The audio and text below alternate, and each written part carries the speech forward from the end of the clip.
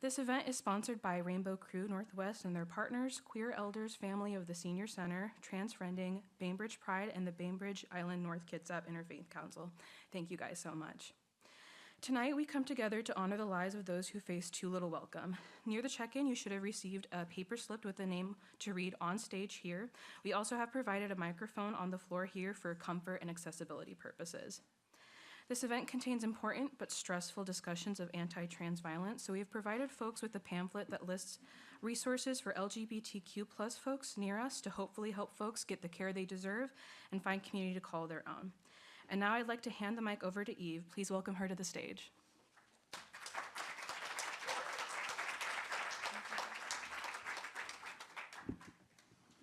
Thank you, Leilani, and thank you all for being here. And I especially want to thank the Bainbridge Island Museum of Art for their support, their help, and which has gone on since we started doing this here in 2017. When I did that, from the get-go, Greg, the curator, Greg Robinson, wanted to help make sure that we were connected with the trans artist Molly Vaughn. We were able to get some of her exhibit here, wearing some of her exhibit here in 2017. We have subsequently had different panels that have included the Pride Foundation and, Equal Rights Washington. And, last year we did people from the clergy in Bainbridge Island in North Kitsap. It's really important that we understand that this is our way of reaching out to the community, to inviting the community in here.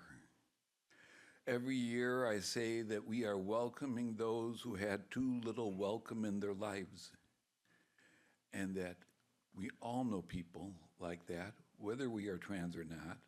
We all know people like that. What we go through in transition is what everybody goes through in all the transitions that you go through.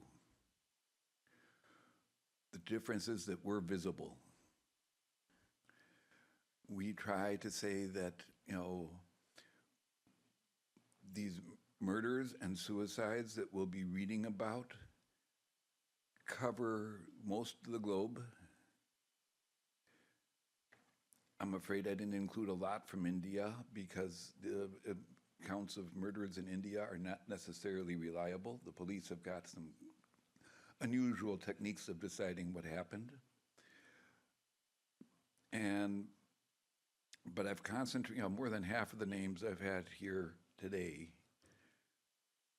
are from America, because I wanted to be clear that this is something that happens here, that we are not able to say, well, that's over there because that's that strange country. That's the machismo people. Those are the shame people. Those are the, well, who knows what those people are in Africa, because we really don't know Africans. We can, we justify it saying, well, in the Middle East, yeah, of course that's going to happen there. But this happens here. This happens here. And as much as I want to make this clear that this is more than a vigil, things are different this year. This is the year that trans people and non-binary people have been targeted in the campaign in the past months. There was an ad that the Trump campaign ran that, about Kamala is for they, them, while he is for you, as if. And that ad ran, according to my friend, Reverend Eisenhower, D. Eisenhower, that ad ran 66,000 times. We have kids who have a target on their back right now. We find that, America wants to judge us. And I have to say, what judgment is, in the best of views, is a lack of curiosity. They're not asking about us. They are not wondering, what is this all about? They're just accepting this is bad, let's go for it.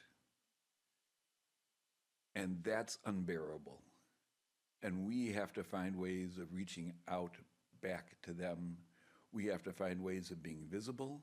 We don't need any more martyrs. We don't need anything but to make sure that our kids are safe and that they get the same life as other kids. I was talking in an interview with the Bainbridge Review, Molly at the Bainbridge Review this last week, and she asked what I would like to have happen. And I said, I want to get to the point where we don't say that we're trying to protect our kids, because protection would just be assumed for all kids. And that, when we say that we are with you in our, on our poster this year, we don't say we are here for you. We say we are here with you.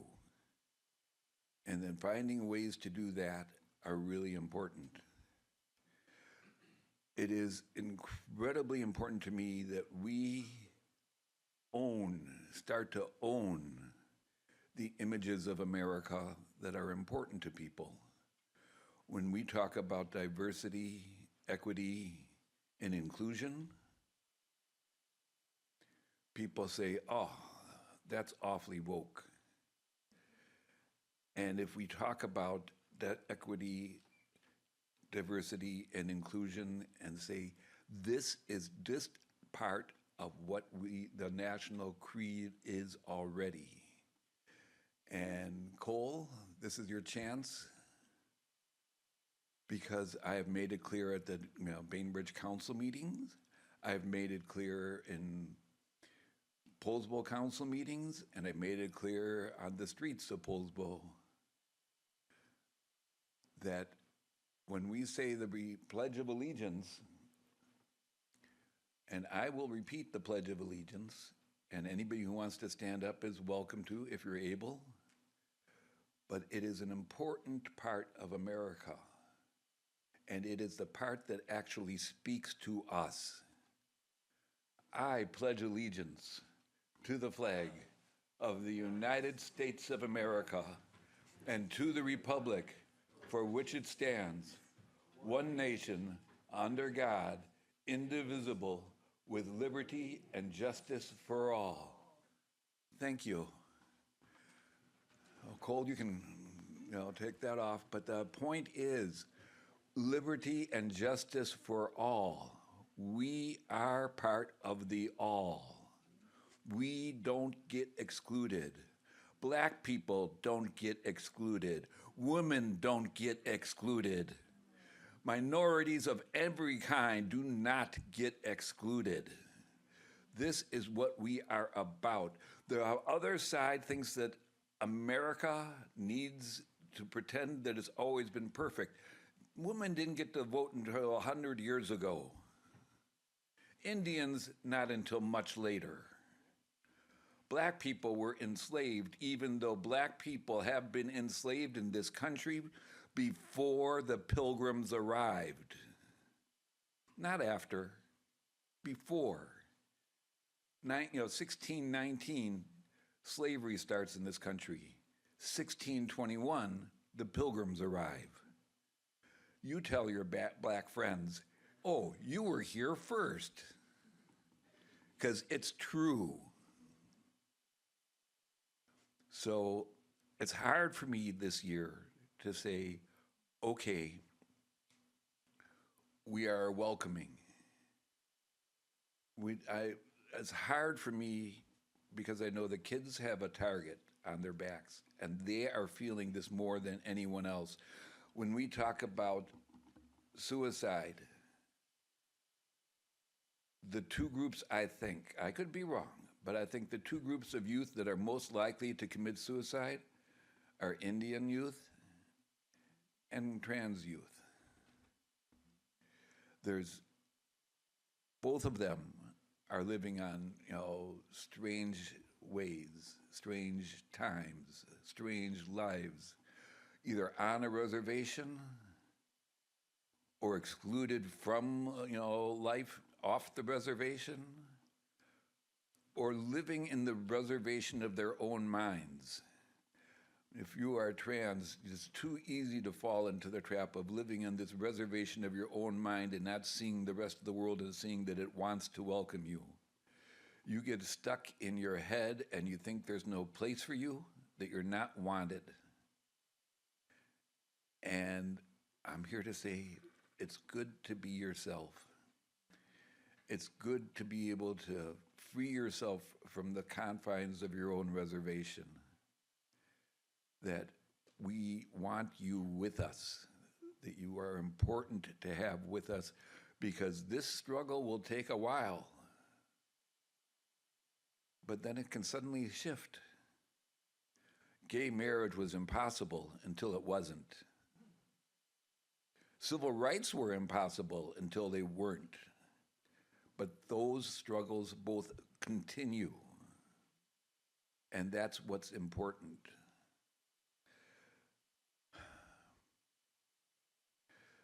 So it's important to me that we have this prayer up here, the Rabbi Reuben Zellman prayer from Trans Torah, because while we reclaim our American spirit, we have to reclaim that we are all spiritual in some sense.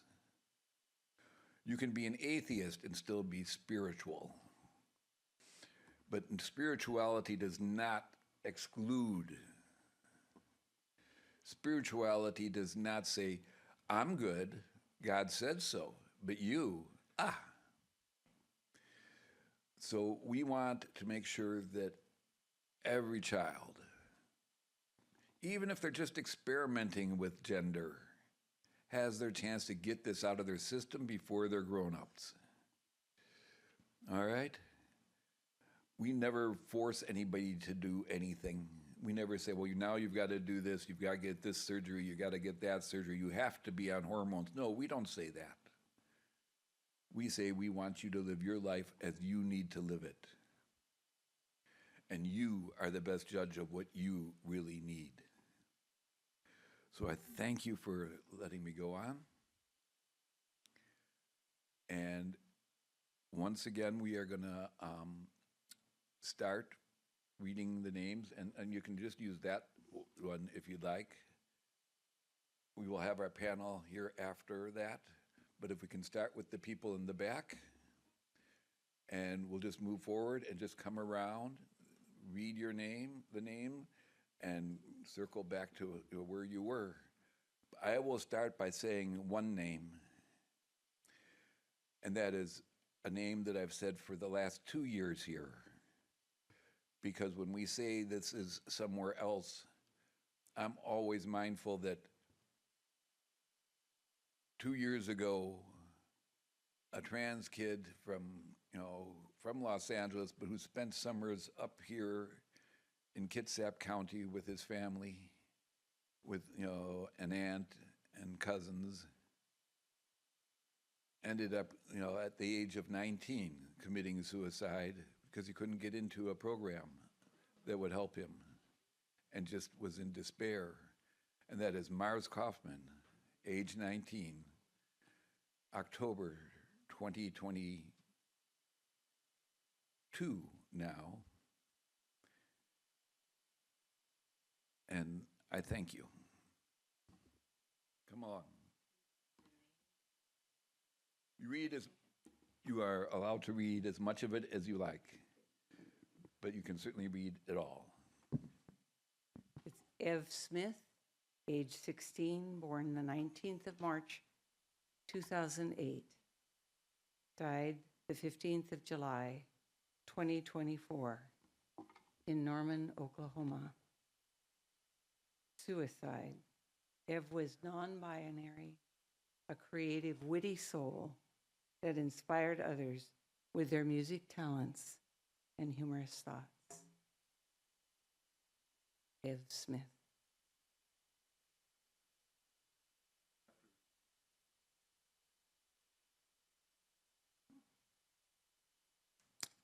Michelle Henry, age 25, May 15th, 2024, San Francisco, California. Stabbed and strangled in a residence. A man was taken into custody.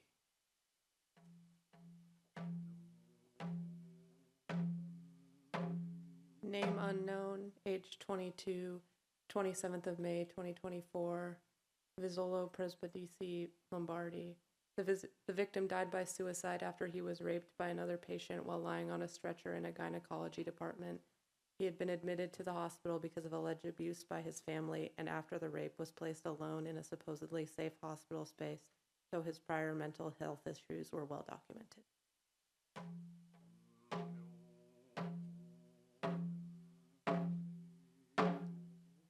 Tris Lasabliere, aged 25, died 9 May 2024. Died by suicide. Tris was originally from Saint Malo, France, but lived in Rouen. He was a close friend of Charlie Heffray and was active in queer, trans, and anti-fascist activism in Rouen. His birth family were not supportive of his transition, and his identity was not respected during his funeral.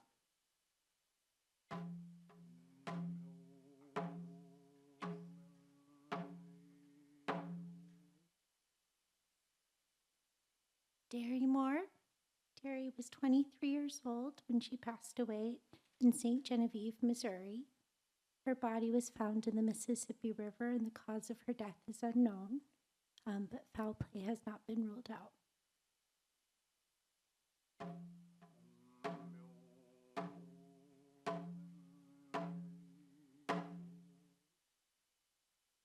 Estrella died on the 30th of July, 2024, in Ciudad Juarez, Chihuahua, Mexico. The decomposing body of Estrella was found in her home in a pool of blood. An autopsy determined that the cause of death was strangulation. She was a foreigner in Mexico.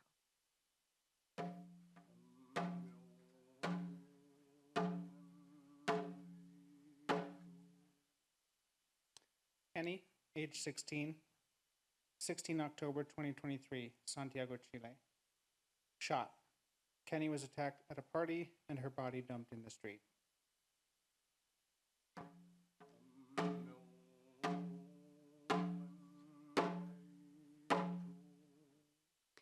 Name unknown, 30th September 2024. Tortured. The victim was reportedly a sex worker. The exact date and circumstances of her murder are not known.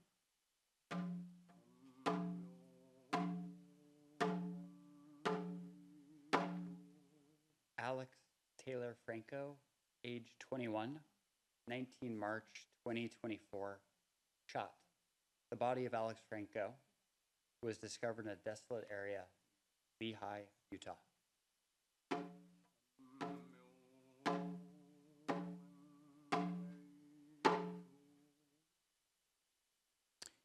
Sarala, age 25, died January 3rd, 2024 in Pashavela, Tamil Nadu in India. Sarala and a cisgender man named Ramu died together in a suicide pact after the woman Ramu had been arranged to marry warned them to stop seeing each other.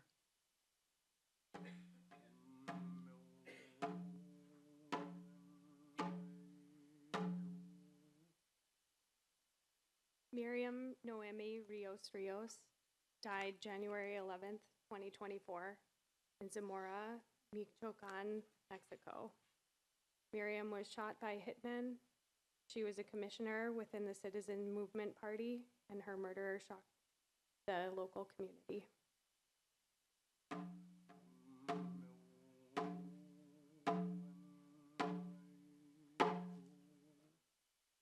Name unknown, 30th September 2024, Ouagadougou, Kajogo, Burkina Faso. Tortured. The victim was reportedly a sex worker. The exact date and circumstances of her murder are not known.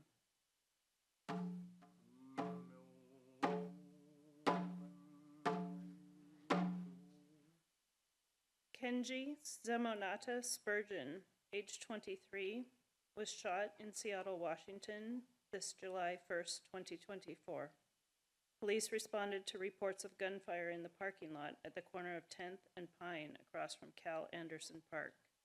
Arriving officers searched the lot before reporting a woman down at the scene and at least one person taken into custody amid crowds of people in the neighborhood during Pride festivities.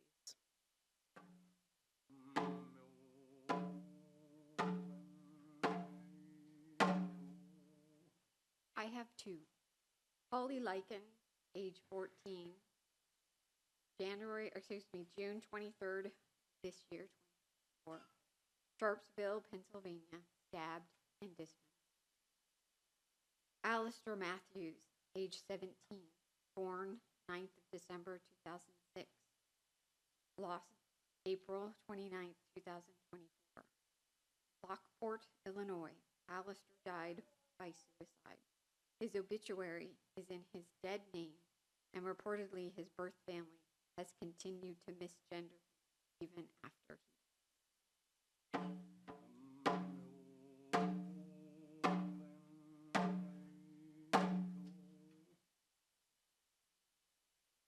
Ashton Miles Clatterbuck, a transgender minor, died of suicide 27th February 2024 in Lancaster, Pennsylvania. Ashton simply wanted to be accepted, but was instead met with endless scrutiny and vilification in the news, in politics, and at school board meetings. His mother said groups have been targeting transgender people. His mother said groups that have been targeting transgender people will probably try to say her son was simply a tortured soul, a notion she rejects. He was a ray of light.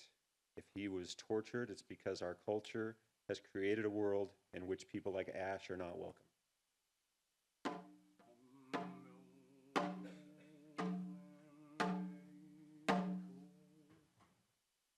Ariana Ponce, age 25, 12th of September 2024, Chihuahua, Mexico.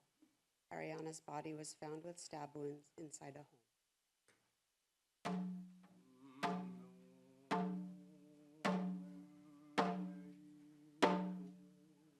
Corey Hall, age 14, 12 October 2023, London, United Kingdom.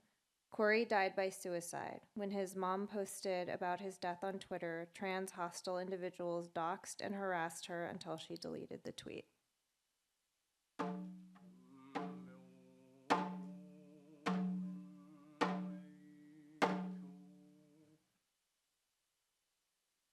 Natasha Reddington Romanoff, age 55, 21st of September 2024 in London. Natasha's body was found in the River Thames a week after she had last been seen returning home after a night out. Described as an icon of Soho, she had left her friends when the queue at a bar was too long for her. She seemed her normal self, on the phone earlier in the day making Christmas plans with a friend. Police said the death was not suspicious.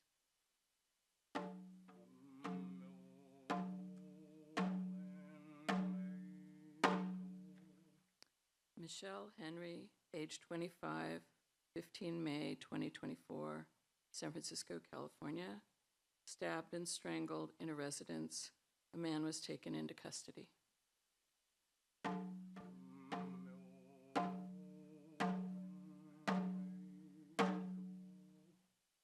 Noah Jackson Chase, 20th of February, 2024, Charlotte, North Carolina. Noah, a transgender elder, died by suicide.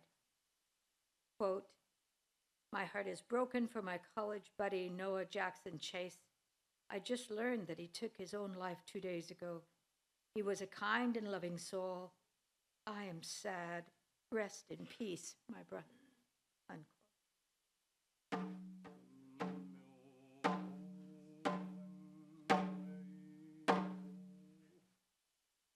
Danielle Miranda Alves, age 21, 13th April 2024, Sao Paulo, Brazil. Danielle was shot in the street after she and a friend left to dance in the south zone of Sao Paulo. Her assailants were two men who had only shortly before been seen with them.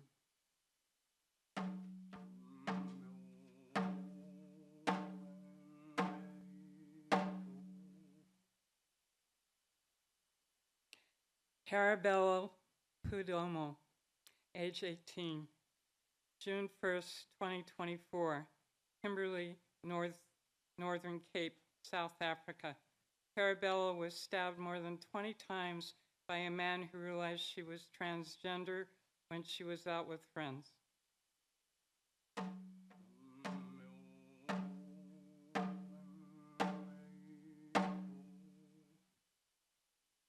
Katya Mikhailova, or Kate, age 21, the 25th of December, in Herleen, Limburg, which is in the Netherlands. She committed suicide after being denied asylum as a refugee from Moldova.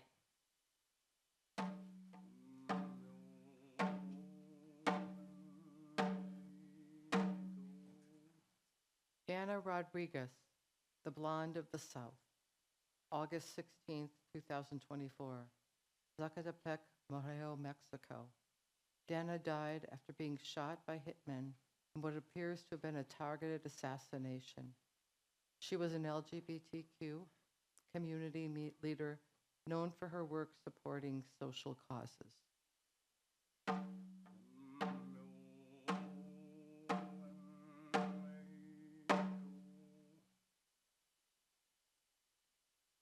Kari Hansen, age 21, 14th of December, 2023. Suicide, Riverton, Utah. Our amazing, beautiful, and so very loved firstborn child, sister, grandchild, and friend. Kari Hansen left this world on Thursday, December 14th, 2023, at the tender age of 21, to return home to heaven. Kari was a warrior who valiantly fought a long and difficult battle with mental illness and tried so hard to stay with us as long as possible. Each day Kari survived was a victory, and we are so very grateful for each and every one of those days that we were blessed to have Kari in our lives. Our family will never be the same.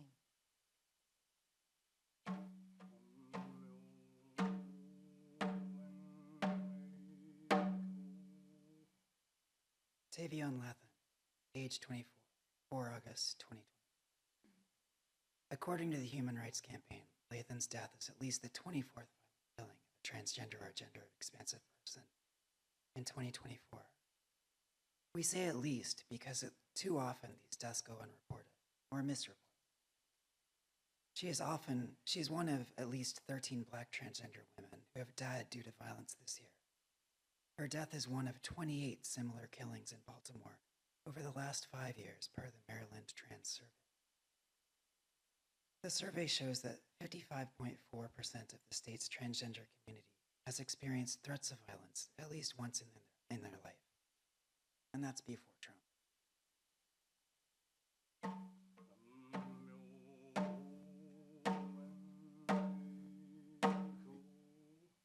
Tay Dior Thomas, age 17, died May 7th, 2024 in Mobile, Alabama.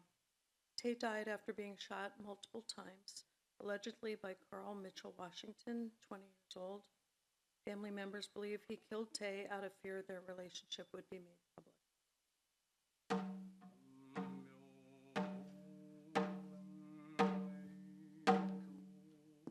I heard this one read just a few minutes ago.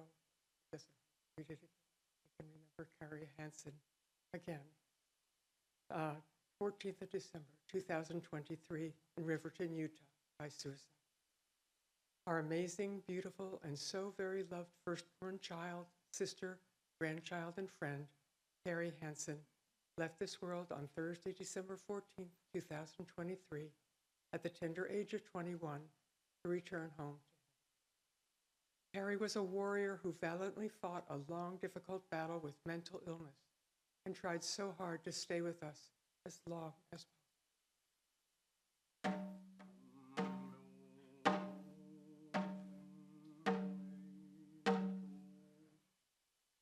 Alan O'Donnell, age 20, 1st of October 2023, Brockport, New York, suicide from his uncle. Alan was so like his father in many ways. Besides looking like him, he was crazy smart and had a curious nature just like his dad. Alan totally dug bugs and could share all kinds of interesting factoids about them. He was a huge fan of anime and was incredibly interested in Asian culture and languages. He was in college at Brockport and was pursuing a biology degree with the goal of becoming a pharmacist. He delayed his entry to college, taking a semester off to get top surgery.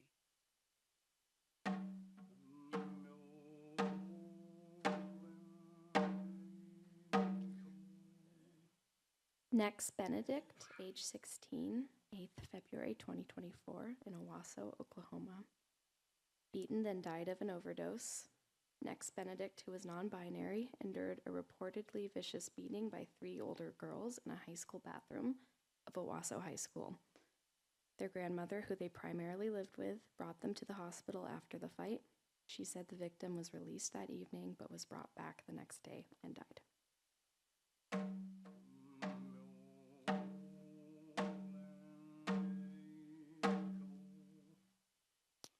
Hyla Vitoria, age 15, February 24, 2024, Santa Luz, Bahia in Brazil. Hyla was stabbed in a bar by a 26-year-old cisgender woman who started an argument with her. Her assailant was detained and arrested.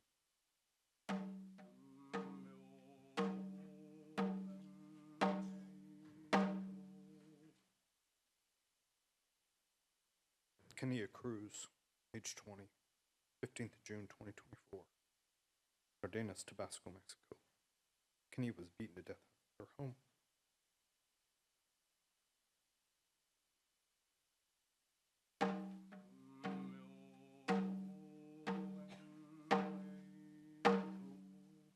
Geraldine, age 30, July 9th, 2024, in Clamart, Paris, stabbed. Geraldine was killed by a client after he discovered that she was trans. She leaves behind the family she was supporting via sex. Charlie Haffaret, Rouen, Seine-Maritime, France, age 26, April 2nd, 2024, suicide.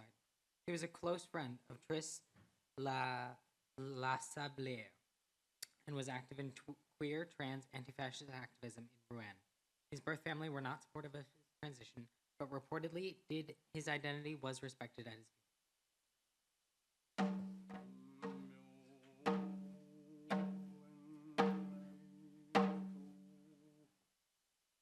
Tay Dior Thomas, age 17, 7th of May, 2024, Mobile, Alabama. Tay died after being shot multiple times, allegedly by Carl Mitchell Washington Jr., 20. Family members believed he killed Tay out of fear that their relationship would be made public.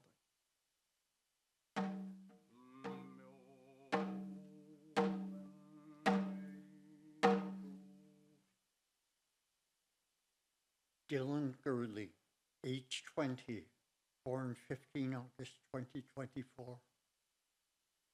Denton, Texas, beaten, stabbed, and strangled inside a residence. She had been experiencing homelessness.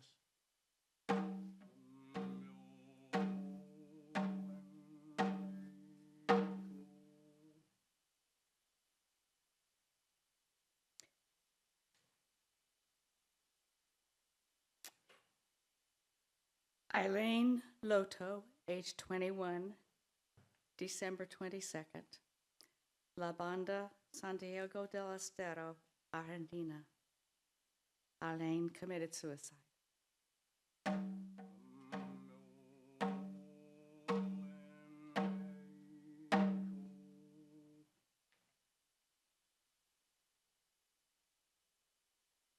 Jamie Dooley, age 41, 28 May 2024, Hamilton, Ontario, Canada. Jamie died in custody less than 24 hours of arriving at Hamilton Wentworth Detention Center. It takes less than one night to die here, but Jamie managed to live on the street for 3 years without an overdose or even one close call.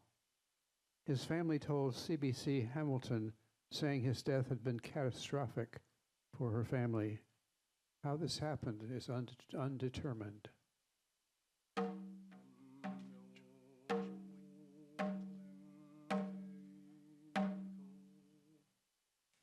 Julianne Fernandez, age 20, died just 2 months ago on 29 August 2024. Baje, Rio Grande do Sul, Brazil. Julianne was stabbed to death by her boyfriend during an argument. After killing her, he dismembered her body in an attempt to dispose of it.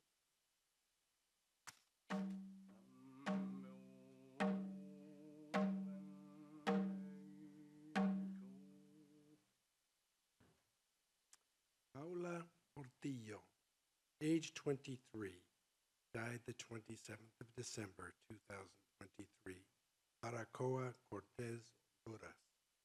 Paula was shot multiple times by unidentified assailants in what appears to have been a target.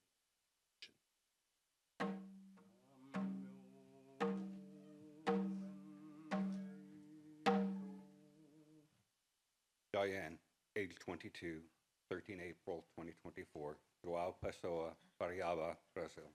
Diane died after being stabbed during the early hours of Saturday, 13 April. She was the second trans woman killed in Joao Pessoa in 2 days.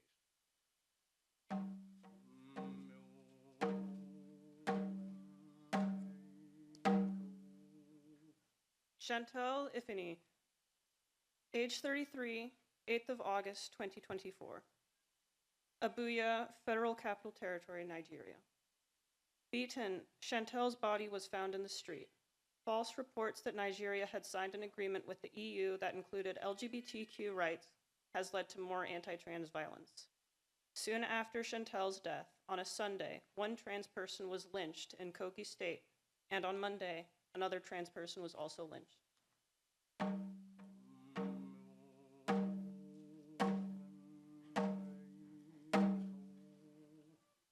Name unknown, age 20 to 30, 29th June 2024, St. Joseph, Ibiza, Spain. Officers investigating the death of a woman who jumped from an apartment block in Playa del Bosa last Saturday determined that the woman was a trans woman who was being sexually exploited.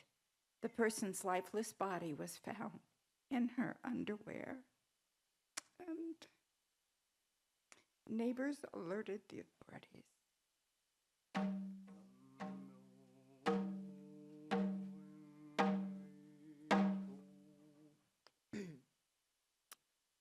Miraxis Medina, age 24, 20th of March 2024, Los Angeles, California, shot.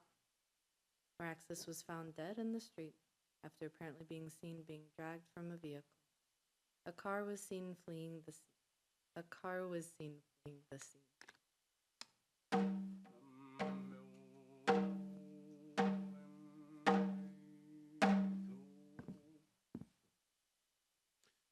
Jaslyn Johnson, age 18, born 17 November 2000.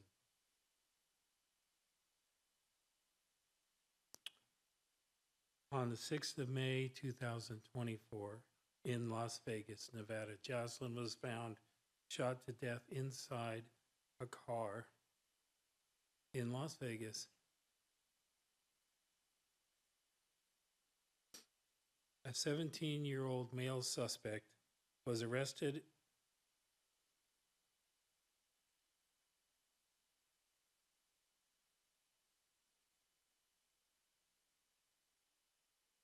and charged with open murder in connection with her death.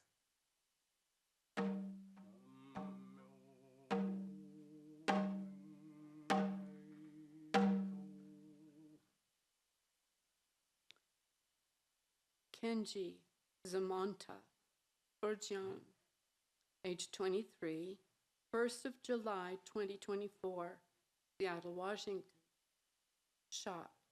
Police responded to reports of gunfire in the parking lot at the corner of 10th and Pine across from Cal Anderson Park. Arriving officers searched the lot before reporting a woman down at the scene and at least one person taken into custody amid crowds of people in the neighborhood during Pride festivities.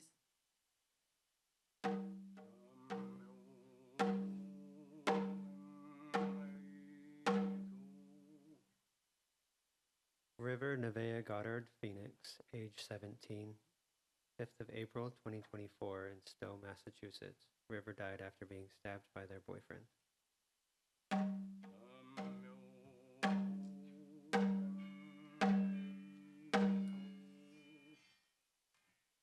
Care Hansen, age 21, December 14th, 2023, Riverton, Utah, suicide.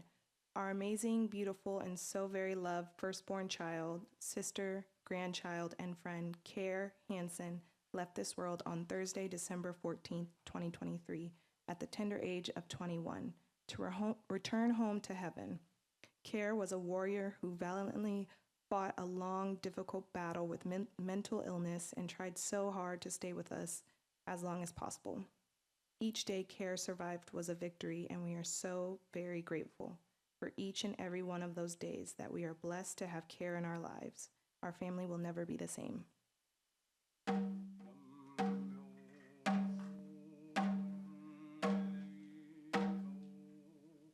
Giselle Stern, age 20, passed away January 18th, 2024 in New York City. Giselle died by suicide. She was a Jewish trans woman studying fashion and design. She is a gifted artist, a talented musician, a paragon of style, an advocate for anyone in need, and most generous spirit anyone could have had the fortune to meet. And no recounting of Giselle's life would be complete without acknowledging a huge love of avocado toast, ramen, and the cakes she made it impossible to fit into the jeans after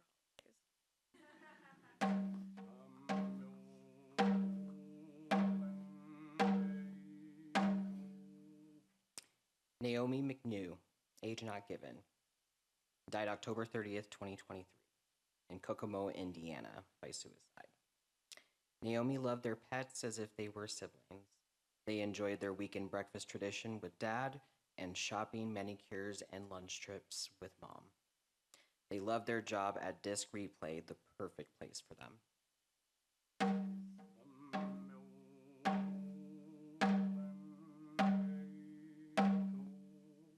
Xenia Cruz, age 20, joined her ancestors June 15th, 2024, Cardenas, Tabasco, Mexico. She was beaten outside of her home due to possible revenge for reporting people who were mistreating her.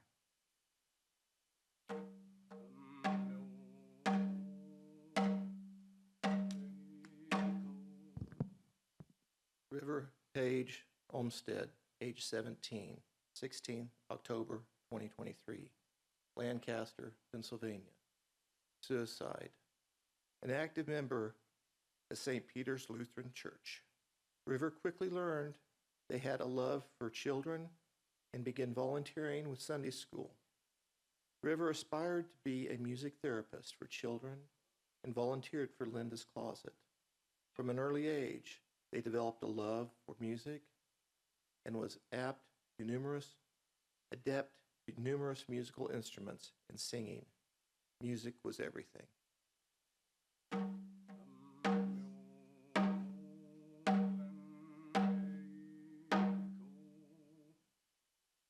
Ariadina Montenegro, age 23, 22nd of July 2024, in Teresina, Brazil.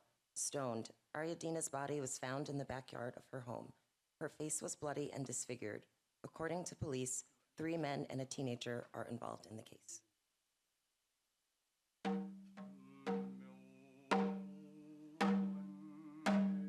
I read this for Brother Senji.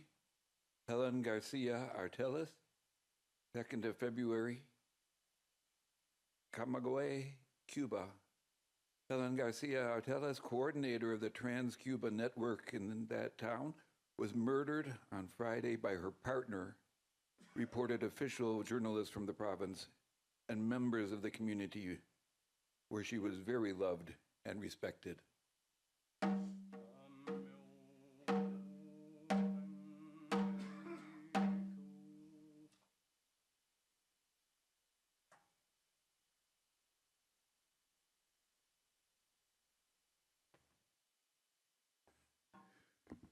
Thank you all. Thank you all. Thank you, Brother Senji. That was wonderful. Some of the ones that seem to have been read twice, and that's quite all right. Last year we read all the names that we put together just 3 times. So that works out. I invite our panelists to come on up. We are missing a couple from what we had planned, so we've got more chairs. So leave them, end chairs empty.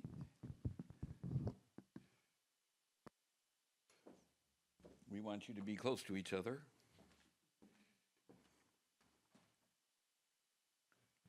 You're supposed to go over there, and I will get to you. Here. I know that there's a button here. I will get to you. Does that still work? Okay. I'm going to join here because I don't want to stand the entire time. One thing I want to make clear is that we have a lot of support on this island, in this county, actually, certainly in the north end of this county, that there's groups that are active now that were not active just 10 years ago. And I refer to Poulsbo Pride, the Transgender Alliance North Kitsap Support Group, Queer Bingo Queer Bingo here from those Bainbridge Island, what do we call it? The Queer Elders Senior Family Group at the Senior Center. I'm sorry, you are all nodding, and I'm saying I'm the part of this. This is, I should know that.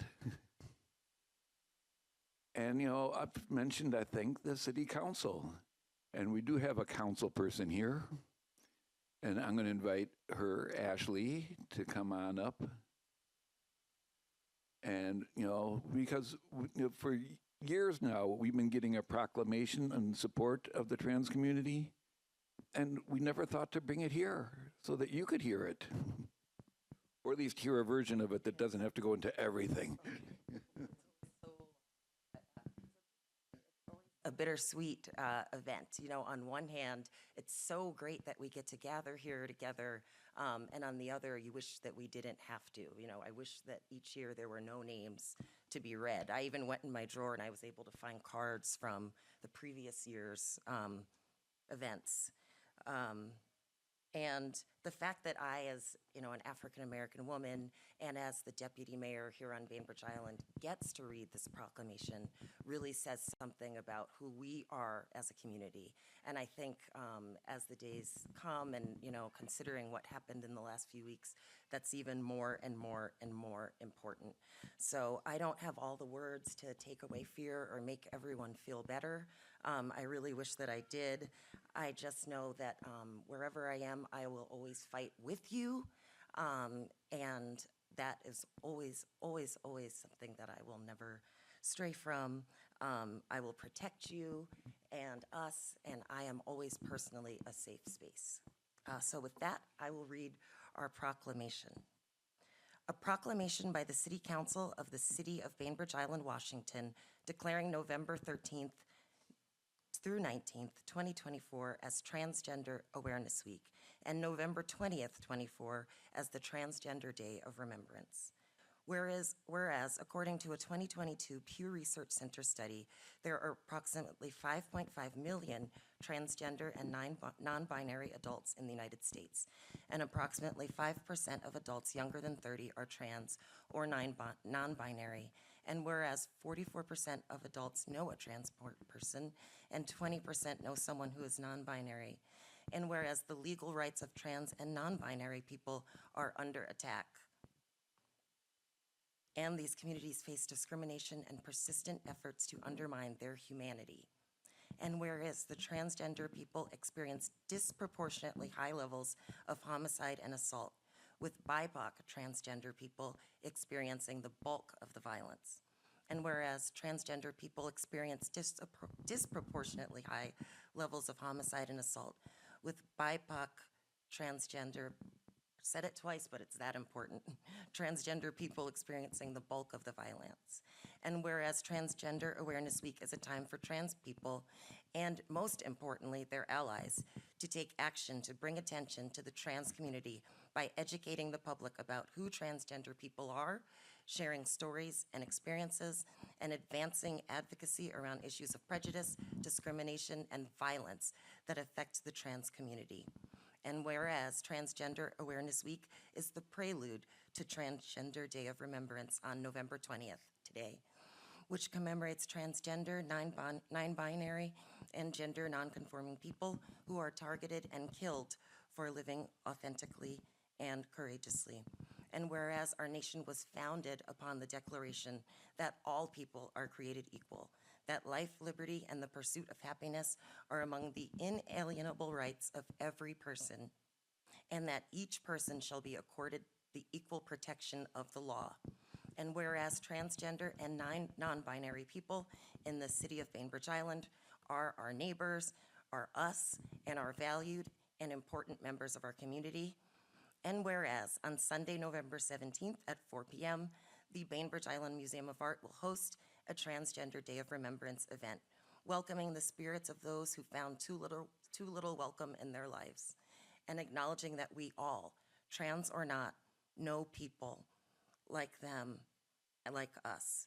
The event is organized by the Rainbow Crew Northwest with support from Trans Friending, the Queer Elders Group of the Senior Center, Bainbridge Pride, and the Bainbridge Island North Kitsap Interfaith Council. And now, therefore, I, Ashley Matthews, Deputy Mayor of the City of Bainbridge Island, on behalf of the City Council, do hereby proclaim November 13th through 19th, 2024 as Transgender Awareness Week, and November 20th, 24 as the Transgender Day of Remembrance in the City of Bainbridge Island, and encourage all residents to attend this event, build awareness, take action, and celebrate full civic recognition and support for transgender and non-binary youth and adults.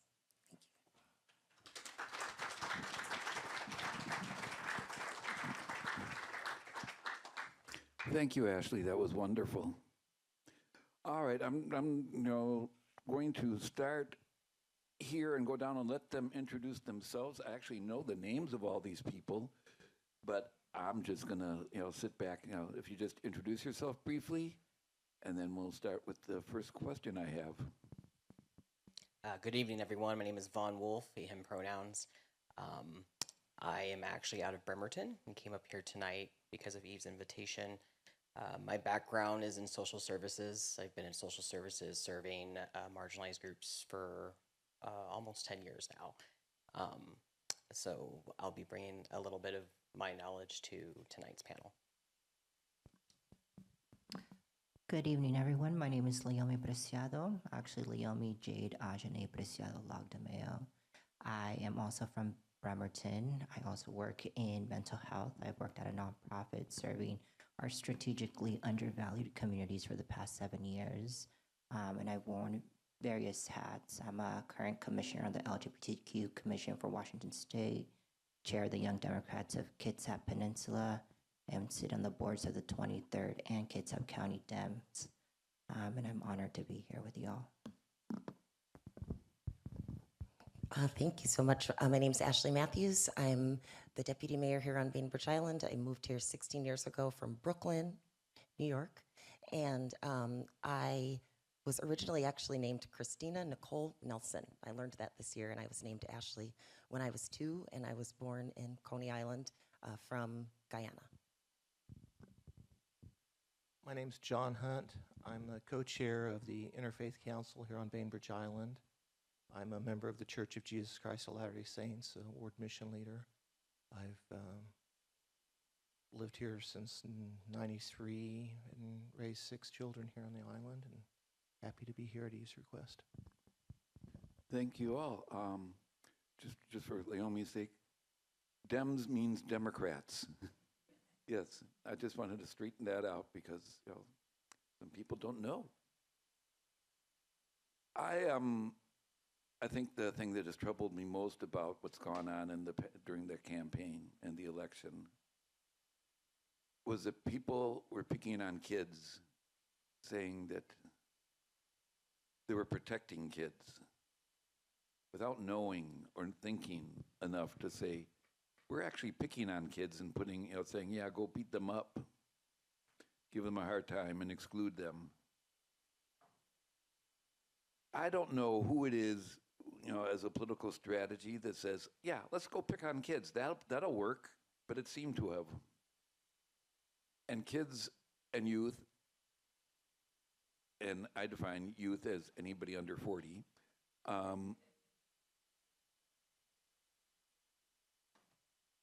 are the ones who feel that very deeply that, the country is betraying them or there's no place for them. What I'd like to ask each of you is what we can do to help, what we can do to make sure that they know that they have us.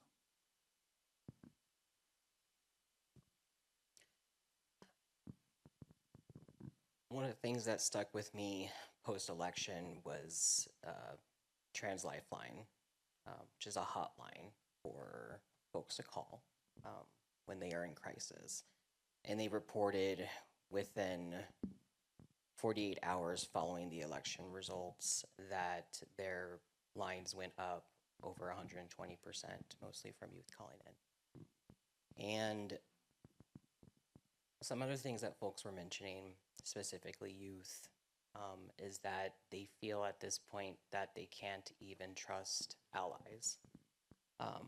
And so there is a lot of outreach from youth in different social media spaces that I am in. And they're reaching out to trans adults saying, what do we do? What are next steps? This is how I'm feeling. What do I do? And the number one thing I think that can be helpful in these times, number one, is to validate the feelings of youth. It's valid for them to feel fear. It's valid for them to feel a sense of hopelessness. I don't think it is wise to tell them not to feel hopeless because it's jarring and we need to validate those feelings that they're having. The second thing is to remind them that Pride was a protest. And this is that time again. We've gotten farther than we were. And now we're seeing the reality of what we've always talked about, where rights can be taken away. And it is our duty as adults to pave that path of this is what we need to do now. We need to gather, we need to organize, and this is how we're going to make sure that our voices are heard and center those voices of youth and center those feelings that they're having and making sure that people hear them. Because if they feel safe enough in a space to say, this is how I'm feeling, then there is hope there for them. If they feel safe enough to voice themselves, even if it's in a small room, it's better than keeping those thoughts inside. Much like how you had said that we can get lost in our heads and in those spaces by ourselves. That isolation is what leads to thoughts of suicidality. And we really want to prevent that. And so validation, and then giving them the tools of what they can do. And at the most extreme, talking about safety planning. What are you going to do if you feel like your body is at risk? What are you going to do if you feel like your emotions are not safe either? And talk about an actual plan that they can act on, because then it gives them something to do rather than to get stuck in their heads.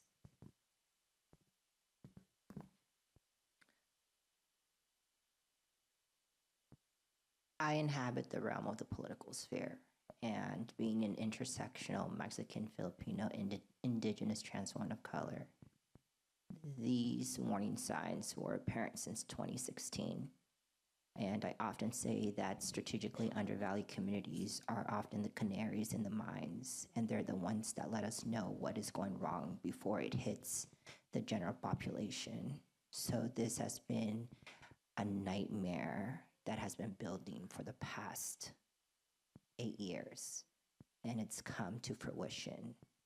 And for anyone that says that they didn't see this coming, I would push back, because honesty is important, integrity is important, and we've seen these signs happening in front of our eyes for the past couple of years. So much so that the anti-trans bills and anti-gay bills that are currently circulating through our nation have exponentially grown throughout the years, because one particular party of this great nation has decided and has identified that attacking trans youth, in particular queer youth, is beneficial for their political gains and political expediency. And the reason why they're going towards kids is because they cannot protect themselves.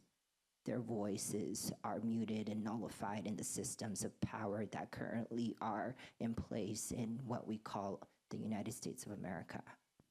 And I think that it's important to, as mentioned before, to validate those fears and concerns and not to sugarcoat the reality that we are currently living in, because we currently feel like we are in a civil war, where we're not waiting until January 1st for the new Congress to be sworn in. We're not waiting for January 20th for a disgrace of a human to take office and power, and who has already shared and stated what he will do to people like me. I think it's reasonable for us to acknowledge that we live in a great state that protects our humanity and gives us the protections. But let's not sugarcoat that, and let's not be tone deaf to the reality that in 31 states of this nation, I do not have rights.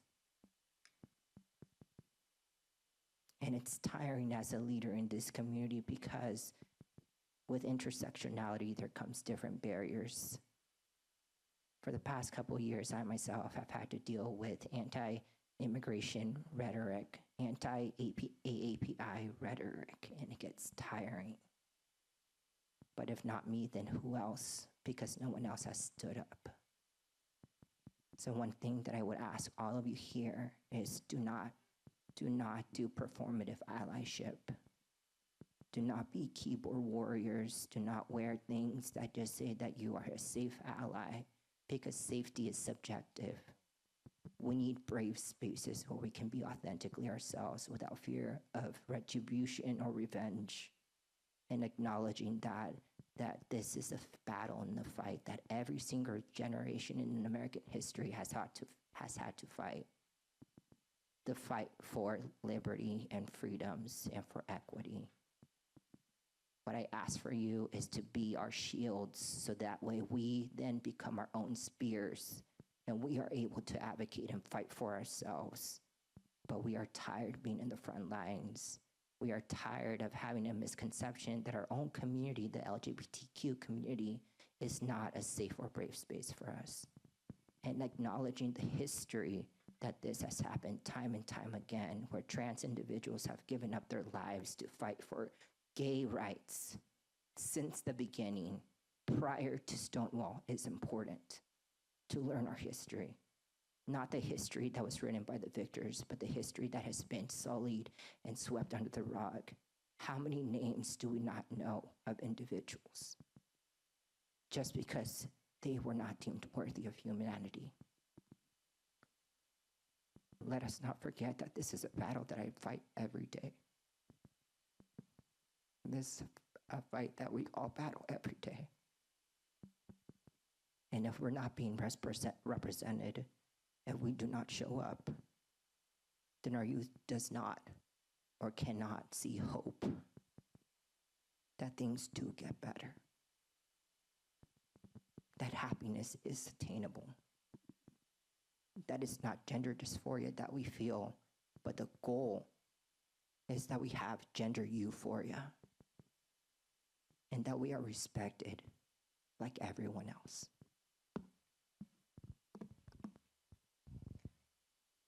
I think that we need to not only empower our youth, but we need to listen to them a lot more. I think they really have the power that they need. They can see our support, but a lot of times we just need to be quiet and listen. I'm the mom to an almost 23-year-old, and she and her friends had a lot to say after this past election, that things I hadn't even thought of. Some of them were actually a little bit funny, but they worked. You know, she said the only way we're going to get rid of prejudices and differences and othering each other is if we all really become one. And she's like, so from now on, I'm only, doing X with white guys. And I was like, oh no. She's like, because if there are no differences to be had, and if our culture at some point just becomes some shade of tan, what are we fighting? And she said, and I almost wish that each of these legislatures who are othering and running on hate can have the opportunity to have a child who is exactly what they're describing. And I don't think, I wouldn't want any child to be in a bad place or be at risk, but I think at some point that's the only way, if we see the reality of our actions and we care about folks because they're in our family and we choose not to use them for political gain. I don't know if that's what has to happen, if every family of these folks, if Mr. Trump's next love child is trans, would that make a difference? I'm not sure. But I hope that we can still instill in them that there is hope. It's not the end. There are a lot of us here fighting. There are a lot of true allies. There are a lot of folks not just fighting for something, but fighting with everyone. And I think as long as they see that these things have happened before in history, it's been a struggle since time immemorial, if you ask those folks whose land that we're sitting on today. And it's not a struggle that's ended, but the more and more that we decide to actually come together and fight together, hopefully there will be an end, because it can't keep going on like this. So hope, empowerment, and then let's just shut up and listen. So I was thinking about the children that were impacted by that. And I think a lot of it comes down to the network they have at home and their close friends.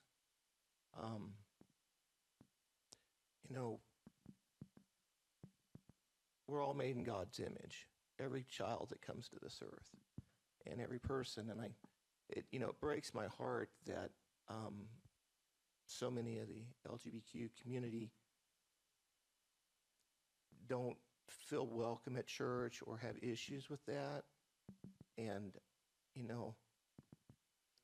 I know that God loves everyone and he hears their prayers.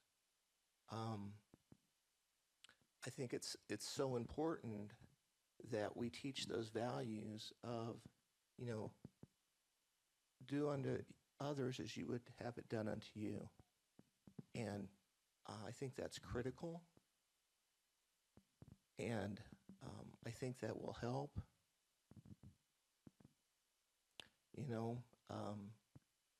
It wasn't fair for Jesus. Jesus had a really tough time here, but he learned to respond to the situation. And I just hope that all of us, as we're allies, can have that strength to do that, because the pride of the world is easy to push down. And this is, boy, you say that, you're not going to have any friends next week. You're going to be eating lunch by yourself or whatever the case is. I think if we can remember those teachings and have that love, that it will go a long ways. Thank you all. I think I've said a lot about this myself already, so I'm not going to add much. I just want youth to know that we want them here with us. We need them here with us. We need them to be able to be themselves and to have the freedom to think their own thoughts, to know their own selves. It is incredibly important to me that, Don, that you're here as part of the, representing the Interfaith Council, because they have been our biggest supporters, throughout. And which brings me to my second question, because as you said, there's these assumptions,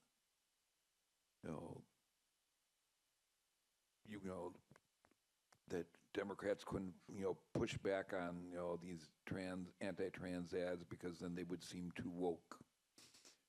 And, I think that was, hurtful. That nobody said, you are picking on kids. Stop it. That was just stop it.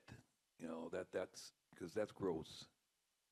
It's weird, it's gross, it's disgusting. But each of us in our own communities,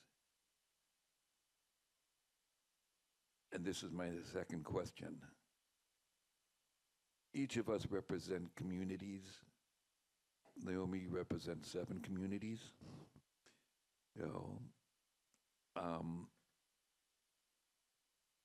That have made things more difficult, that do not have openness and whatever, because I'm afraid that we somehow, as I said before, that we put anti-trans stuff on somewhere else, but it's here. And that we put, or that we put this off onto, it's the patriarchy, but no, it's more than that. We say some white guy is doing this. No, not necessarily. Some straight white guy is not doing everything. That in the LGBTQ community, we have struggles. I know there are struggles in the Spanish-speaking community, and which encumbers a huge amount of territory in this world. There are troubles in the Black community, who were the community that Republicans reached out to try to stop, gay marriage in California, and succeeded for a while. And in the larger religious community, outside of the churches that are accepting and such, there's a lot of difficulty. So my question is to each of you, what can we do in our own communities to help them move forward with us? Now, Vaughn has been a counselor in, one of the unspoken things in this world, that there's domestic violence in the LGBTQ community. We don't talk about that. And what I stand against, by the way, is purity. People think there's got to be just this one way, and you can't say anything bad about anybody in your community. You have to allow that we are just as human as the other people we're talking about. So Vaughn, I'll let you start again because you're next to me. So quite a bit of my background has been in domestic violence and helping folks who are survivors or actively fleeing DV. And we talk about internal community issues. Domestic violence as a general community issue does not get talked about enough, does not get paid attention to enough, because we're taught that DV is a personal problem. It's a home problem. It's between the two people that are part of that relationship, whether it is intimate partners or parent-child, siblings. And the issue with that is when you then compound it with it being part of the LGBTQ community, rates of DV are either at the same rates or higher. And it's because not only does it become And not only is it a private issue at home, but violence actually happens more in public, and people are more apt to ignore it because it's between queer couples. And it happens even more often if one of the partners is transgender, and it's specifically trans women who face very high amounts of violence in public without any interruption. And this then leads to higher murder rates. Quite a bit of the names to be read tonight, if they are murders, they typically are from some type of intimate partner, close relationship. So in terms of interrupting that and trying to assist in that and gathering community to help with it is to make it a community problem. We can't stay quiet about violence of any kind, and we need to start talking about it openly. We need to start coming up with ways that we can reach our neighbors, we can reach our friends. If we know violence is happening, apathy is not going to fix it. Apathy, in fact, is an inaction, and therefore you're taking a stance to say, I'm okay with this happening. And we can't be apathetic to violence of any kind. And if all we can do is interrupt something happening in our vicinity, then we've given that person one additional day. And that's how we have to look at it, is because every time there is an act of violence of any kind, that could be that person's last day. The cycle of violence has been proven to be a real thing that happens, and every time the cycle goes through, there's an increased risk of the violence ending in death for that person who is being victimized. And if you take a chance and interrupt it, you could, like I said, give that person one additional day. So make it uncomfortable. Make it uncomfortable for people to be violent toward each other. Whether that's verbally, emotionally, putting hands on somebody, people should feel uncomfortable to do that at the very least. And we need to start talking to each other and letting people know, hey, I see what's happening. Are you okay? Is there anything I can do? Can I give you my phone number? Do you have a plan in case this happens again? My door's open. My car's available. Do you have any friends? Start asking questions and start reaching out. We're human beings. We communicate. It's the best thing that we do as creatures. And when we choose not to communicate, that is a loss for somebody. And this isn't just adults and intimate partner relationships. This is youth too. When we talk about youth who are at risk today, they're not safe inside their own homes, right? Like, we're talking about youth who are choosing to never be themselves simply because their home isn't safe for them to be themselves. Because when they last tried to be themselves, they were beat. And let's just be honest, that is what's happening inside these homes. And so that's why it is important to create safe spaces. It's important to not have performative allyship and just wear a button, but be prepared that the moment that you put on a button that you're going to do something when that chance shows up. Because if a youth looks at someone wearing a small little rainbow pen, that's somebody that could be someone that helps them. And if they come to you and you don't help them, even though you're wearing that rainbow pen, that immediately tells that youth, oh, so people who wear rainbow pens aren't really safe. It's a risk to even reach out to someone who says or shows that they're supposed to be an ally. This is a critical moment for our youth. We need to actually start doing something about the violence that's happening, whether it is what's happening right now post-election because of the bullying, or things that have been going on, which is domestic violence inside our homes. Don't leave it to be a private issue anymore. It is a public health concern. People are dying. And the moment we start looking at the intersections of who is actually facing these violent incidents the worst, it is people of color. It's women. It's transgender women. It's trans girls. And that matters. Women and girls are dying. Black and brown trans girls and women are dying from violence. And this election that has happened has just shown that, for the most part, people are okay with that. We need to start saying and making sure people know it's not okay. It's not okay around me. And this is what I'm going to do to show people that I'm not okay with it. I'm going to make you feel very uncomfortable to think that you are going to do it around me.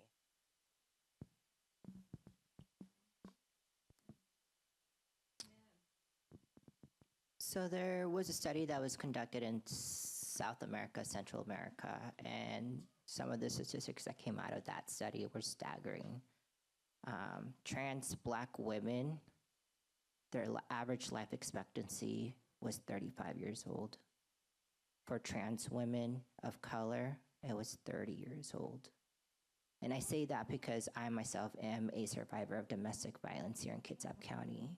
And I experienced 2 years of homelessness because of it. It was either I ran away and I lived to maybe see another day, or I probably wouldn't make it. And then the realities settled in that there aren't any resources available for trans queer people here in Kitsap County. Whether to choosing to ask friends to sleep in their cars or to sleep in their couches was my only option because Salvation Army was not welcoming towards me. Shelters were not welcoming towards me. In terms of collecting data, I had to be a boy. In terms of staying in shelters, I had to be a boy. And if it wasn't for the amazing YWCA organization in Bremerton, I probably wouldn't be here. And that's why what I do is my love letter back to the community and showing my appreciation, because this has been the happiest that I've ever been in my life. One thing that I often have to tell people who are assisting survivors of domestic violence is do not judge because you do not know the circumstances of why they continue to stay in a relationship. It's easier said than done. There could be various factors involved, right? And oftentimes, victims of domestic violence have been so isolated from their natural supports that they have no one around them to assist them.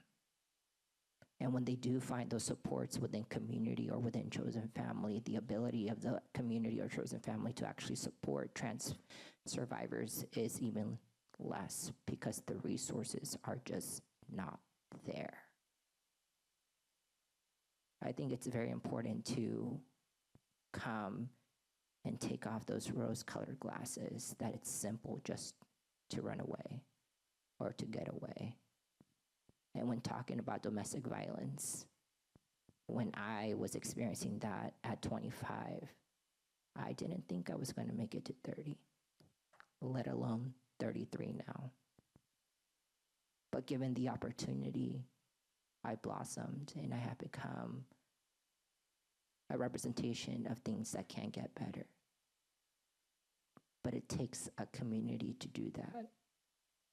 It takes a community to have empathy and compassion and to feel uncomfortable sometimes and to accept that you probably don't know the answers to everything.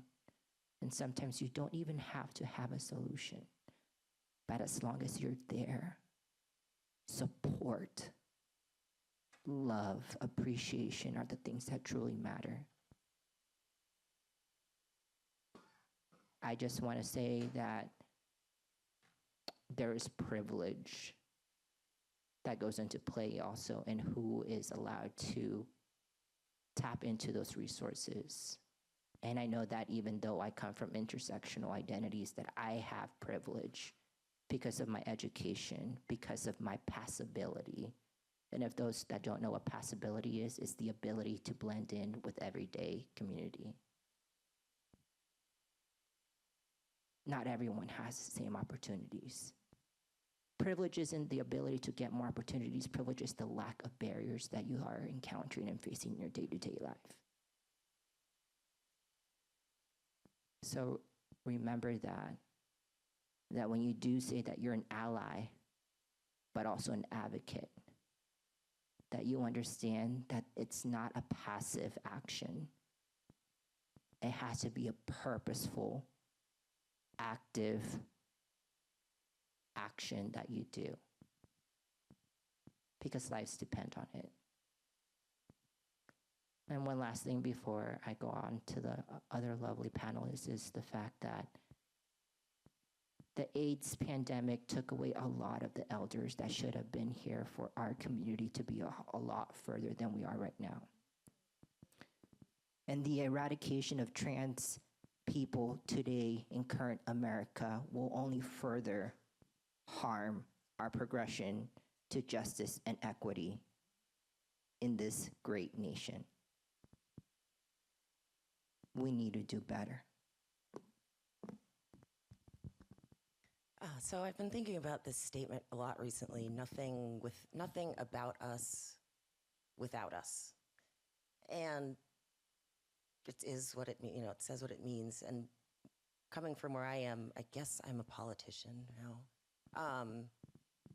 We need more representation. We need trans representation in our political corridors. We don't have that yet, and so that's something that we really need to work towards sooner rather than later. As far as domestic, that's why I said yet. That's why I said yet. And domestic violence is one of those things here on Bainbridge Island that's really swept under the rug.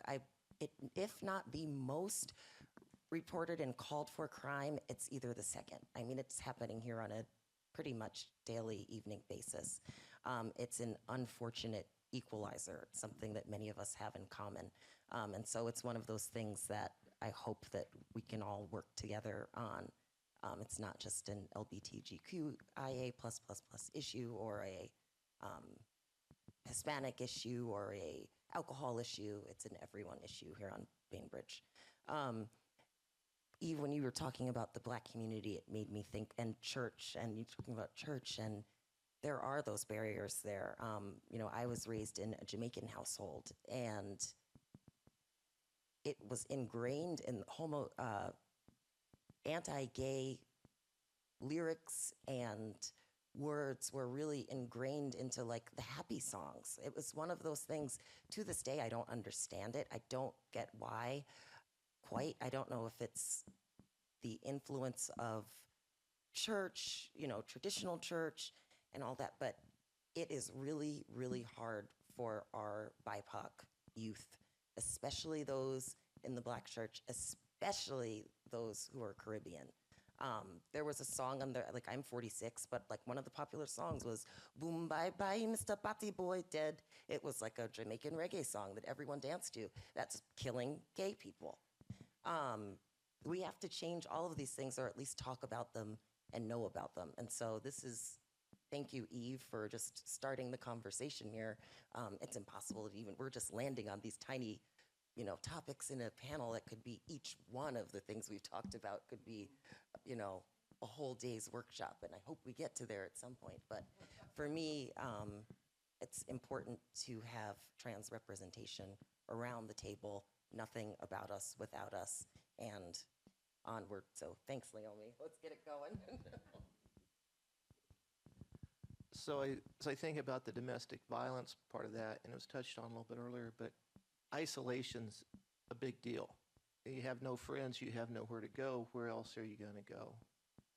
And I think as we interact with those that are a little different than the straight community, if we can remember to have love for our neighbors, have interest in our neighbors that live next door, the person we work with, the person we see, if someone that looks different than you comes into church or your bowling club or whatever, say hi to them. It doesn't take a whole lot. And if we did that better, in spite of the other barriers, the victims would maybe have a little more outsourced where to go, someone to talk to, something to do. It is a tragic thing. My sister lived in a very abusive environment for a long time. And I was clueless. I was a kid, but I had no idea. I don't think any of the family did. They had moved away. Funny, right? And looking back on that, I just think how important it is to have a network, not just for domestic violence, but for mental health and that sort of thing. And if we can be more accepting, it makes it easier for someone to take that risky step, that level of uncomfortableness, to put themselves out there a little bit, hopefully not to have, the door slammed in their face or mean things happen to them. I mean, some of that's going to happen, but if they get some positive back, it will keep them going. And I think that's something that could be done. Thank you. Thank you. My goal, I think, in life is to make people curious. That as I said before, judgment is judgment because somebody's not being curious. That is my mantra going on in my head right now. I want to thank you all for participating here. Is it all right if we see if the audience has any questions? All right. I'm going to take this wonderful microphone down here and see if anybody has any questions for the panel or anything they just want to say. Oh, good. No, she raised her hand first. I don't have a question, but I just want to thank you because my awareness has really been deepened by your comments. And I realize that I have further to go as an ally, and I have more commitment to bring up out of myself because of the words you said today. All right, thank you, thank you. Well, I worship at a church that is very open about saying we're inclusive, we're an open community, we welcome everyone. And but I think there's another step to be made. How can we actually show that that's a reality and have to make it clearer and more positive? Please, we want to appreciate, we want to have God's beloved people, all of them, with us.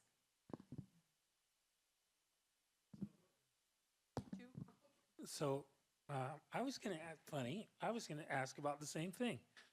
And maybe to the panelists, like, what would be meaningful for you to hear from a church or for others that you know to hear from a church, and by what means to achieve what Dusty was just talking about?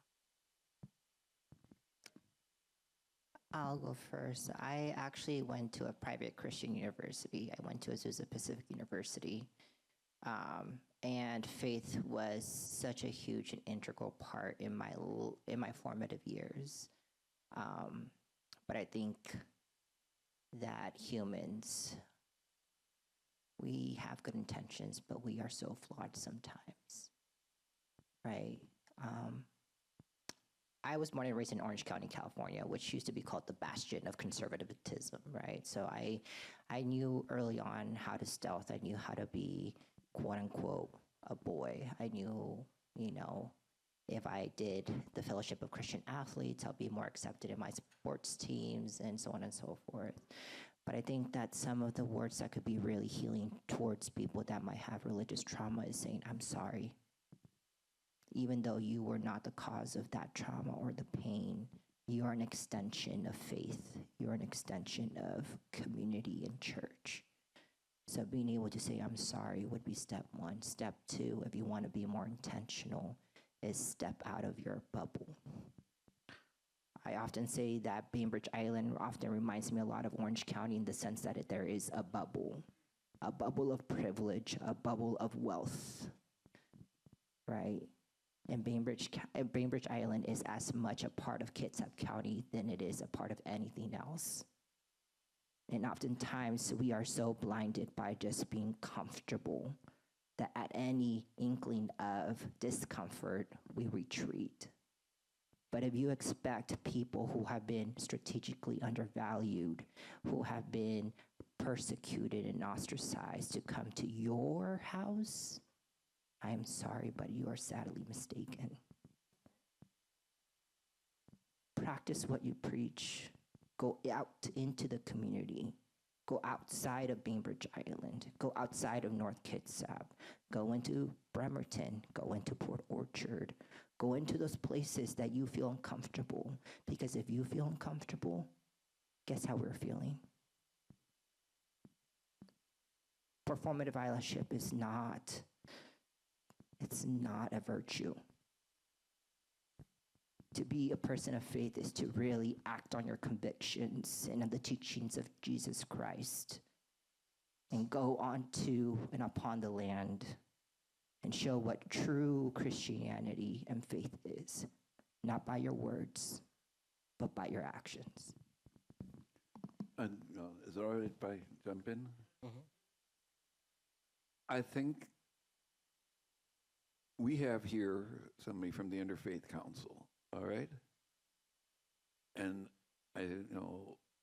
this is not performative at all. This is the third year at least that John has been here. And I was asked the other day, because I make a deal of this, because I make a deal of faith here. And just as we were talking before about how we've got to make sure that we are talking within our community as well. I was asked the other day, why is it that we were able to have clergy here last year? That we had clergy, at the, before then we had clergy at Pride.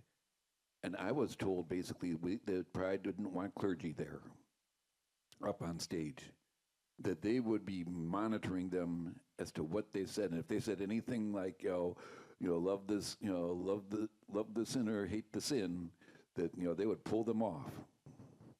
We need on our side as well intentionality. I was asked, how do we do this? I said, we did this with intention.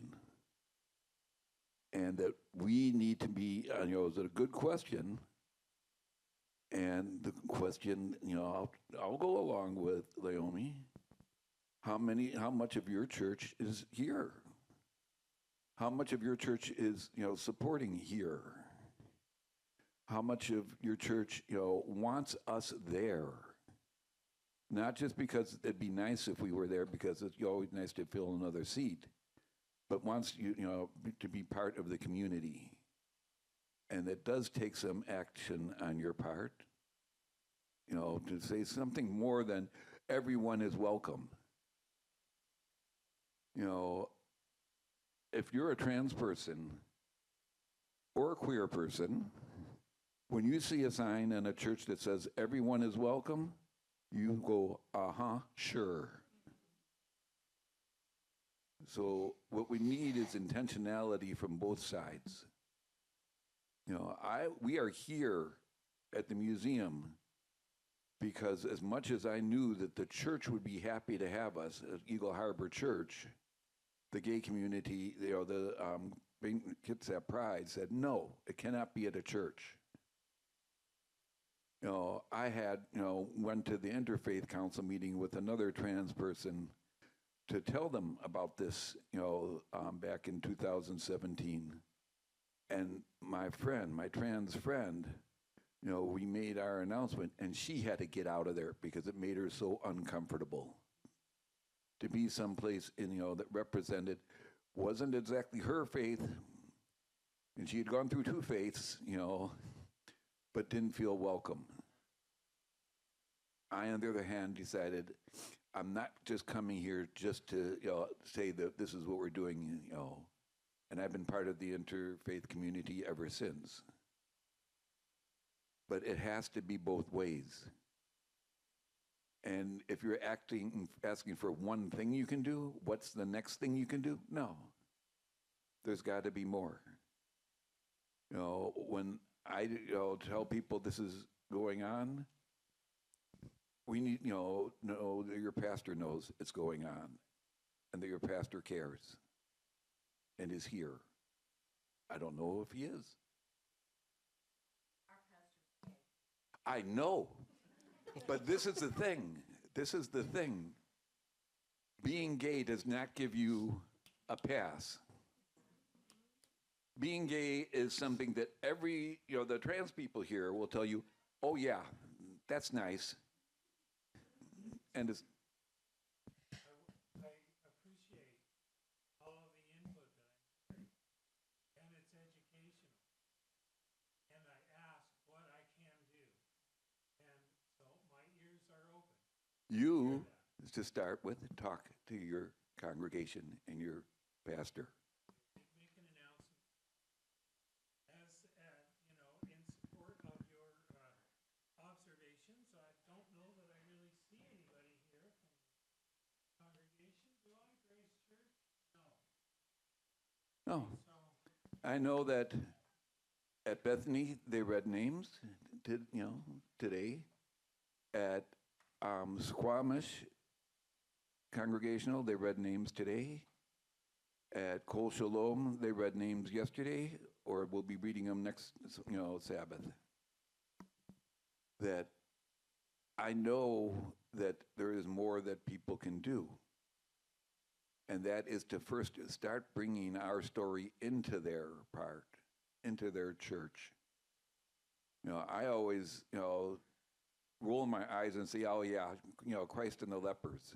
Everybody's happy that Christ, healed a leper. But what Christ was really doing was saying, these people are not suffering because they were judged by God and found wanting. He was among them because he was saying they are also children of God. And they were not suffering because they did something sacrilegious or made some terrible sin. And that's a story that doesn't get told. In the sense that it's a passed over thing for me. But I've got deep thoughts on this, and I'm going to be quiet now.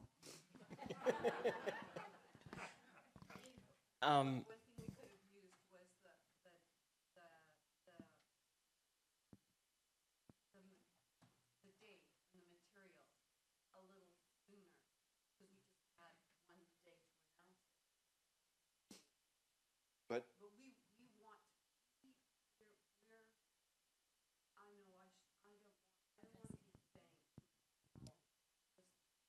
all right. The first thing to do is communicate with the other churches. No, I'm serious. Because, I've been talking about this at the Interfaith Council all autumn. And there's been nobody from Grace there. Or nobody that got the word back from the Interfaith Council.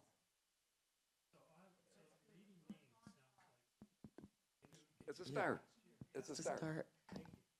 I was just one little answer here. There's a real difference, I think, between being tolerated and being celebrated. And that is such an important distinction for me in spaces that I've been in. I've often been in spaces where I felt like I'm the only one and I'm there just because, we should have her or we should.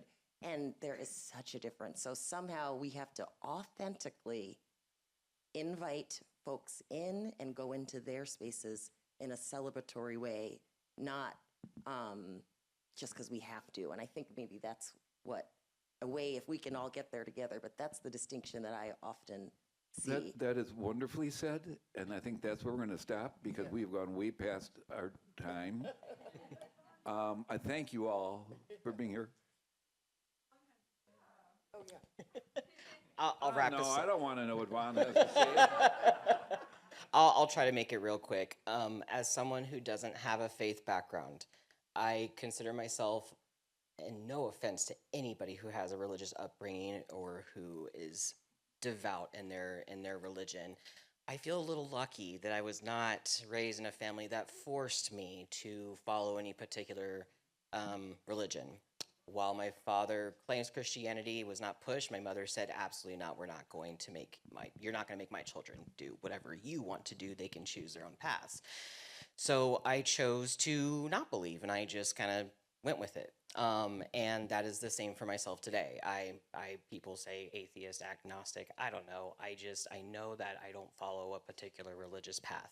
That being said, as a trans mask person who's white presenting from a military family, I feel like I have a lot of intersections in terms of my experiences with people and what I've seen and what I've observed. A lot of my growing up was learning to acclimate to the communities that we were consistently moving into.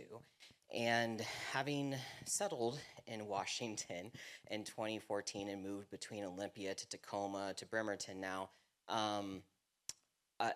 when getting into social services work, my very first job was a victims of crime advocate because my background was in criminal justice. So I figured I'm taking that and I'm going to be serving people who need assistance.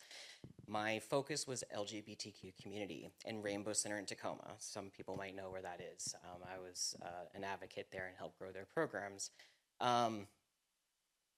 Consistently with every youth who came in, the barriers in which I had to navigate with them and do all of this consistent revisit of, let me get you some actual therapy with a gender affirming or just queer open therapist who's going to validate you rather than try to change you, because their traumas, for the most part, had already happened in therapy because it was pushed on them by the church that they attended. So there's a lot of religious trauma, and what queer youth are being told is therapeutic, but it's not. That therapy was traumatic to them. You're talking about youth. I had to sit in a room and listen to youth after youth after youth tell me things like they were forced to wear clothing that they didn't feel comfortable with and were not going to be fed until they put on that particular clothes. They'd be isolated in rooms for hours on end with no human interaction. And that's on the lesser end of experiences that were shared with me, which told me that religious spaces by default are not safe. They're just not. The religious place can have a gay pastor. Doesn't make it safe for queer people, never mind trans people to walk in. And so when we talk about what you can do, be loud in your affirming. Be loud in your inclusiveness. Go to pride events, set up a table and say, this is what we do. What are you doing for the community? Are you purposely intentionally going into places where folks experiencing houselessness are living, knowing, and do you know that over 40% of homeless youth are queer identifying? We're talking about large communities of queer adults and youth who are in these spaces, and we can reach out and touch them. We can reach out and say, I'm here and here's my hand and this is what I'm going to do to assist you, because it's only then when we see hands being reached out are we going to even think about maybe putting our hand back out. Because anytime we try to reach our hand and it's not just a slap that sometimes trans people face, it's a straight up nixing of the whole arm. Right? That's the risk trans folks take in these spaces. And queer youth and trans youth, it's even more risky for them because maybe that slap of a hand or a chop off of the arm is happening inside their own home. It's happening in the house of God, right? The one place where you're told you're the safest. And so you have to be more intentional and you have to be loud about it and be prepared for people within your own congregation to be upset at you about it, because they aren't really there for the affirming. They're there because they want to be there, and it makes them feel good to say that they are religious and they are open, but that's it. It's the saying and it's not the actual doing. Thank you. And one last thing, when it comes to studies, just note that they're severely underreported. Any statistic that has to do with transgender people or queer people or youth is most likely underreported because there are actual real threats to safety that they might feel, right? Because we all know that law enforcement is probably not going to be there for them. So there's always a risk involved. Thank you. Yeah, I'm just along with you. I'd say first that every time I hear that somebody committed suicide, I think it's, I wonder if that's because they're trans and couldn't express themselves, even to themselves. I do want to give credit because Marcus and Dusty were at Pride over the past couple of years with the table, saying that their church is affirming and welcoming, and that they wanted it to be there. And So we had a banner that says, "We apologize." What a great coincidence. And just as another note, because we're talking about the politicians on the panel, that last year at this time, I knew of at least 2 people in the House of Representatives, from the state who had, trans or non-binary children. And this year, as much as things moved backwards last week, there is now a member of the House of Representatives who is trans in Delaware. So we do make progress little by little as long as we keep at it. And I thank you all for being here. Brother Senji, again, you are wonderful. And all of you.